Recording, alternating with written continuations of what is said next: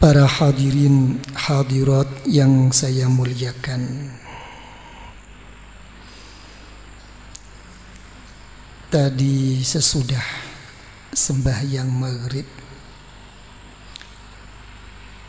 saya berkumpul-kumpul dan berbincang-bincang dengan al-akhi fillah Bapak Haji Arifin Tarigan dan al-akhi fillah Bapak Haji Sufyan Sauri, juga dengan al-akhi fillah Bapak Haji Deki Torno, di mana di dalam perbincangan tadi, kalau tidak salah, Bapak Sufyan Sauri menanyakan kepada saya, Kiai, bagaimana keadaan bangsa dan negara kita ini? Apa yang kita hadapi bersama ini merupakan suatu murka atau siksa dari Allah Subhanahu wa ta'ala. Apa begitu tadi pertanyaan Pak Sufyan?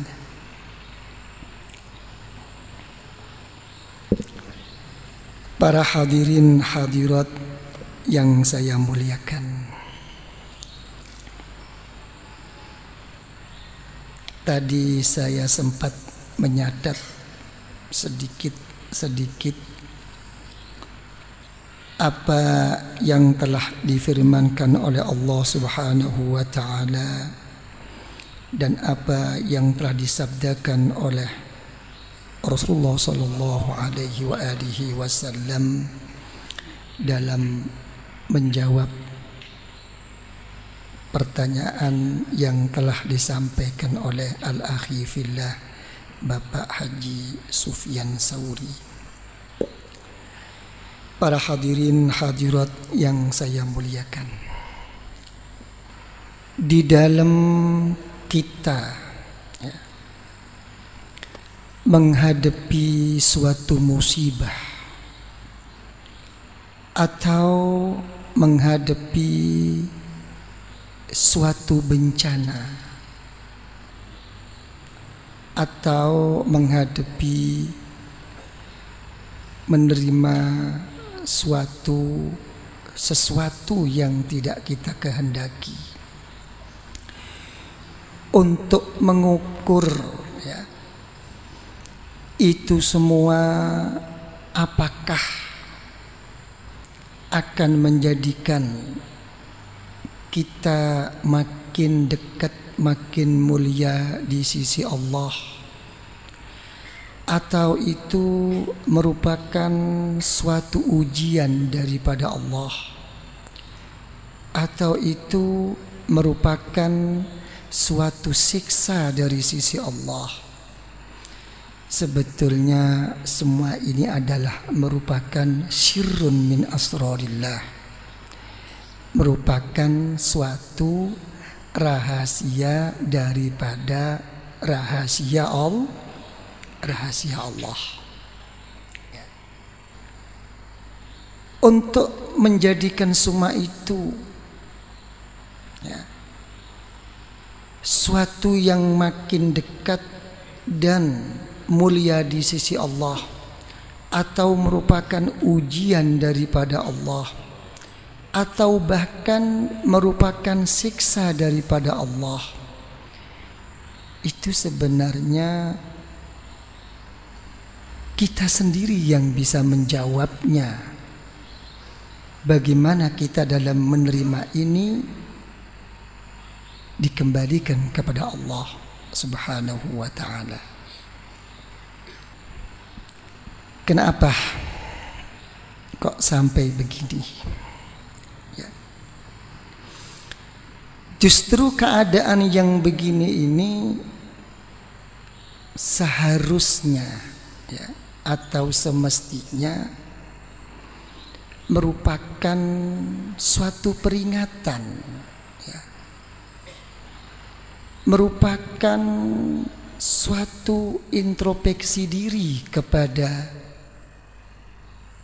pemimpin-pemimpin kita, bagaimana beliau-beliau ini bisa menyadari jangan sampai keadaan dirinya itu merupakan seseorang yang menjadikan sababnya umat ini makin terpuruk di dalam menerima bala dan musibah daripada Allah Subhanahu wa taala. Ya. Salah satu waliyun min auliyaillah, ada seorang wali daripada wali Allah, dari dekatnya dirinya kepada Allah, dia bermunajat kepada Allah, ya Allah, memang saya ya Allah sebagai hambamu yang paling bodoh, yang paling hina dan paling banyak dosa ke hadiratmu ya Allah.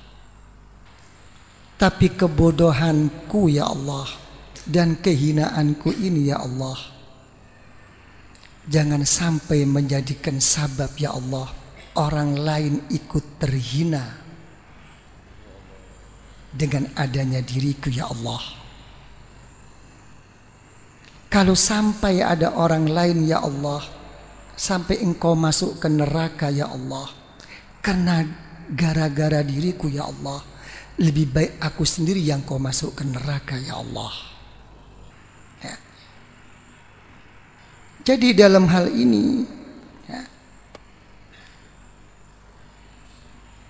dalam keadaan yang seperti ini, ya, terlalu naif, atau kalau boleh saya katakan terlalu bodoh. Nah, seseorang yang begitu berani, ya, dengan membabi buta, tidak menyadari keadaan sekelilingnya, dirinya itu apa? Mengajukan atau menginginkan menjadi seorang pemimpin. Kenapa? Salah satu dzurriyyah min dzurriyyati Rasulullah sallallahu alaihi wa alihi wasallam mengatakan, cucu Rasulullah kepada saya, Kiai, andai kata Allah itu punya perasaan, masa Allah punya perasaan? Ya. Ka'bah itu sebetulnya itu bukan di Mekah, sepatutnya itu ditaruh di Indonesia. Salah satu lagi mengatakan, kalau saya pikir-pikir, yang mana kata Rasulullah Shallallahu Alaihi Wasallam, sepertiga dari umat saya masuk surga tanpa hisab, maka sepertinya itu orang Indonesia lah yang pantas masuk ke sana. Ya. Pernyataan beliau yang seperti ini sebetulnya apa? Tidak ada lain karena dilihat, ya, dalam kacamata beliau begitu baiknya, ya, dan begitu mulia dan agungnya, lebih-lebih akhlak adat istiadat orang-orang Indonesia di mata beliau ini. Ya. Dalam satu riwayat, Rasulullah Shallallahu Alaihi Wasallam memberi satu pilihan, umat yang baik, pemimpin yang buruk, atau pemimpin yang baik, umat yang buruk. Rasulullah Shallallahu Alaihi Wasallam memilih pemimpin yang baik walaupun umat yang buruk. Karena dengan pemimpin yang baik, dengan kekuatannya, umat seburuk bagaimanapun akan jadi baik. Jadi kalau begini kita angan-angan apa yang dikatakan oleh beliau-beliau ini, umat kita ini, orang Indonesia itu adalah umat yang baik.